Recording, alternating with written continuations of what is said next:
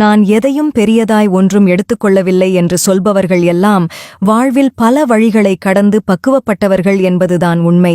தினம் தினம் பேசுவதை விட எப்போதாவது பேசும்போதுதான் நம்முடைய ஒவ்வொரு வார்த்தைகளும் மதிக்கப்படுகின்றன. ஒருவர் பேசுவது புரியாமல் மீண்டும் மீண்டும் அவரை பேச வைக்கிறாய் என்றுதான் அர்த்தம். ஒருவரை சலித்துக் கொள்ளும் அளவிற்கு தூக்கி பேசுவதும் தவறு. வலிக்கும் வரை அவரை தாக்கி பேசுவதும் தவறு. உங்கள் வார்த்தைகளால் யாரையும் வதைத்து விடாதீர்கள். யாருக்குமே நம்மை பிடிக்க வேண்டிய அவசியமில்லை என்ற மனநிலைக்கு நாம் எப்போது வருகிறோமோ அப்போதுதான் நம் வாழ்க்கையை நாம் வாழவே ஆரம்பிப்போம். ஒருவர் இறந்த பிறகு அவரோடு பிணமாக போய் நிற்பதை விட அவர் உயிரோடு இருக்கும்போது மனிதனாய் அவரோடு நிற்பதே சிறந்தது. உழைப்பதை மட்டும் ஒருபோதும் நிறுத்திவிடாதே.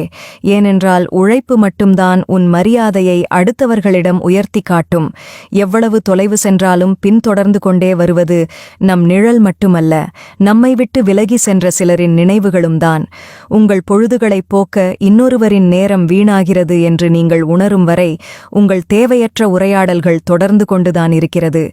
இன்று பலருக்கும் இதுவரை வந்ததை விடவா இனிமேல் மிகப்பெரிய துன்பங்கள் வந்துவிடப் போகிறது என்று ஆதங்கப்படும் அளவிற்கு கடந்து வந்த பாதைகளில் கற்றது, இழந்தது, தோற்றது, மீண்டது என பல பாடங்களை கற்றுக்கொண்டாகிவிட்டது.